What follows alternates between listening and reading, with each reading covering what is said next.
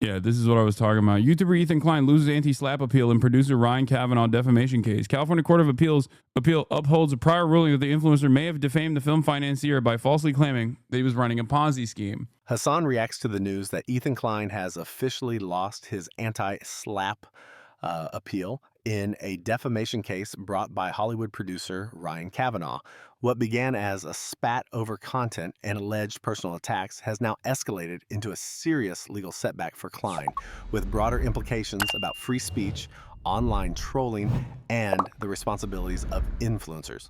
YouTuber Ethan Klein lost a motion to dismiss the defamation case brought against him by producer Ryan Kavanaugh after the California Court of Appeal upheld a prior ruling on Thursday. Klein, who was famous for his H3 Issue podcast and internet troll persona, filed an anti-slap motion to try to get the former Relativity Media CEO and film financier's initial complaint stricken, claiming his comments fall under free speech after Kavanaugh accused the influencer of defamation.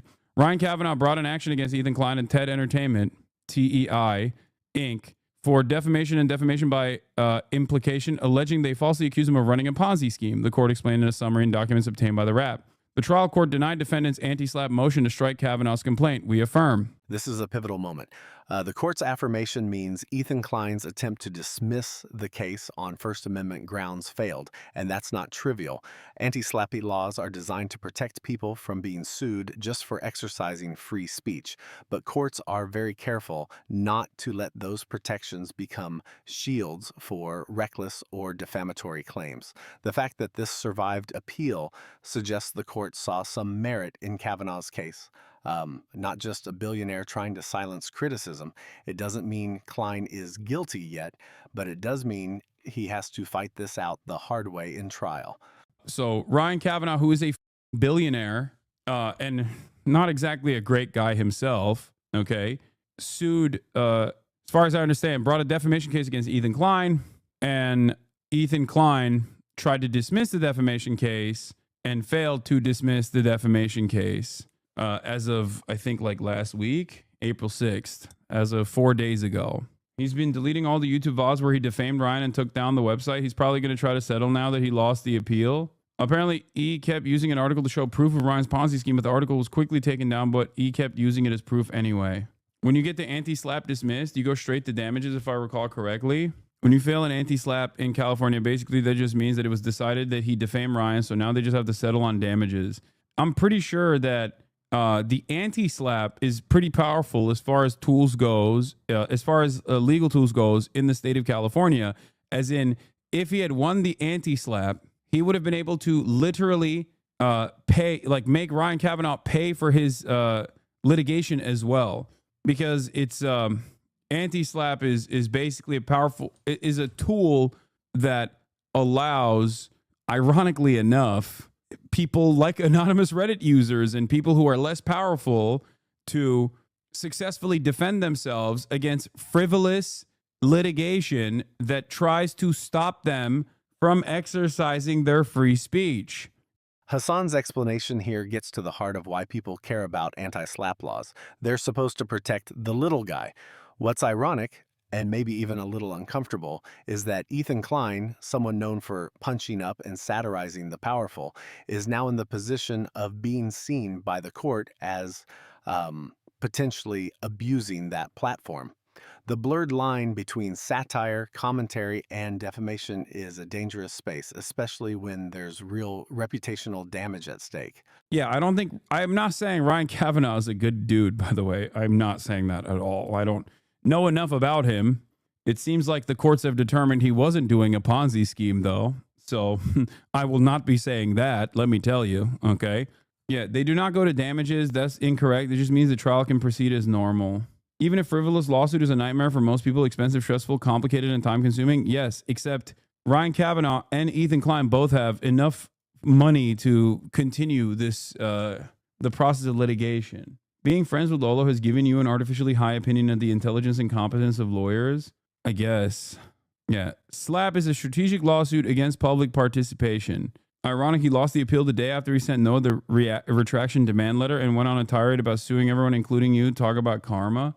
Yeah. The irony of him using anti-SLAP, but also openly complaining on the show that his lawyers restricted from actions against Redditors because of Section 230. Not only do we have Trump and Israel silencing pro-Palestine sentiment and blackbacking people, but on top of that, Ethan Klein is doing his own little version of that. Yeah, I mean, he's just doing it in a very frivolous manner, in a much smaller manner. Okay, that's not, you know, I mean, it is. He's doing it within his own confines, and seemingly, at least as it stands currently, the courts would probably not comply with his ridiculous little lawsuits. But who knows? He asked a lawyer on air if you could be sued for domestic. Shut the fuck up. No, he did not. No, that is bro working with Beitar? What's happening? The fuck do you mean? Okay, stop. I'm not entertaining this. Ethan's continuing to obsess over Hasan asking a civil lawyer if Hasan can get sued for inciting. No, I'm not. Ethan Klein tries to imply Hasan Piker has committed domestic or incites.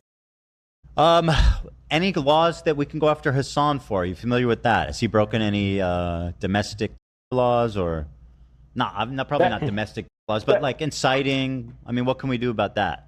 Yeah, that's out of my realm. I usually do just civil stuff. Sure, fair enough. Fair enough. He's joking, I think. I don't know. It's just, I don't. At this point, things get messy. The conversation veers into Klein allegedly asking a lawyer if Hasan can be sued, not for actual wrongdoing, but seemingly out of spite. Whether it's a joke or not, using legal systems as a rhetorical punchline undermines how serious and damaging real litigation can be. It's also where public figures can start to lose credibility. Weaponizing the law in personal feuds rarely plays well, especially when free speech and online criticism are on the line. That's wild. That's cool, man. Why does bro hate you this much? I don't know. I don't want to do that thing where I assume that like things that he's saying in jest, he means sincerely. Except in this circumstance, it's hard for me not to assume that there's at least a little bit of seriousness backing this, because he has actively called for my deplatforming. He has said in the past that like a couple months prior, I think he said he wants me to lose everything. And he seemingly hasn't stopped talking about me. So I don't know. Maybe he's joking. Maybe he's not joking. Who knows?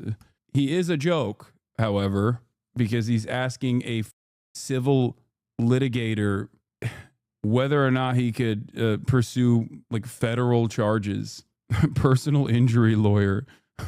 Can we claim he's terrorizing me by being sexy? Look at how hot he is in this photo. Sir, please look at this photo and tell me that this doesn't terrorize your mind. Excuse me. Are you a lawyer or not? My lawyers can't do shit. We have to sue him for being stupid and sexy. I hate it. Stupid, sexy Hasan. His armpit is out. How did he skip so many steps in the Hasan derangement syndrome? How did he skip like 11 steps? How is he like outflanking the likes of Pestany? It is wild. I feel like he's made this so cringe that even Destiny has been like, yeah, I'm done with this actually. Well, he's got his own court cases to worry about, I guess. It feels like he made it unfashionable. You're useless to me, Tom. Okay. All right. Anyway, according to the filings, the case started when Variety published a story in June 2019 article titled Ryan Kavanaugh accused by ex-partner of running a Ponzi scheme. In it, the trade wrote that Elon Spar filed a lawsuit against Kavanaugh in Los Angeles Superior Court. Kavanaugh persuaded him to go into business with Kavanaugh under false pretenses. Spar had developed an idea for a stock exchange in which the buyers could purchase equity in film projects.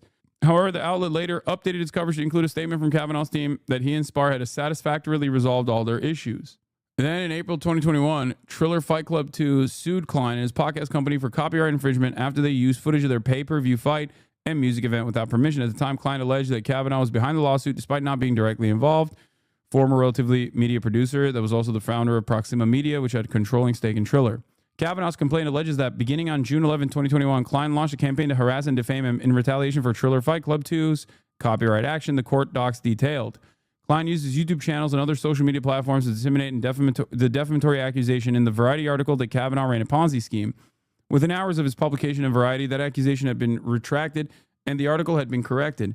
This is the core of Kavanaugh's case. If Ethan Klein knowingly repeated a claim that had been retracted, especially after being informed, that seriously weakens his First Amendment defense. Courts will protect opinion and even harsh criticism, but once you cross into publishing something provably false after knowing it's false, that's where defamation becomes legally viable. It's no longer just trolling, it's reputational harm with knowledge and intent. Klein knew of the retraction and correction, but repeatedly republished a false accusation over the following months. The case could have ramifications of the current influencer environment, as Klein was accused of encouraging his followers to continually update Kavanaugh's Wikipedia page and circulate clips on Reddit and other formats. Ultimately, Kavanaugh's lawyer, Amy McCann Roller, issued the following statement. This is an important case about the growth of online and professional trolling, which required a real analysis of free speech, of when free speech is no longer a harmless opinion. According to the court, Kavanaugh will now be allowed to pursue damages. Yeah, I don't know what to say. Good luck, I guess. Let him fight. I don't know. Maybe you should worry about that stuff instead of trying to sue random anonymous Redditors. Applaud yourself for getting off an already sinking ship before it became widely apparent. I mean, I didn't even get off the ship. He just didn't want to do the podcast anymore. And I was like, all right, that's fine. Like, you don't want to do content. Political, like politics, especially left politics, is a dangerous, treacherous space where everybody hates you, even if you have the best intentions, and it doesn't matter. It's not for every single person. I was so understanding. I didn't mind it. I was super understanding of it. I defended him for a very long time. I don't like Ethan, but that seems like a bad ruling. I think the reason why he came after that specifically, the Ponzi scheme aspect of it specifically, is because it was the most overtly defamatory statement. Like other shit that Ethan has done in the process, while annoying, certainly from the perspective of the person that's being trolled, is not as easy to prove. Considering that it was a retracted article, I think it seems like going along with it. Wait, Ethan acknowledged on air it was retracted?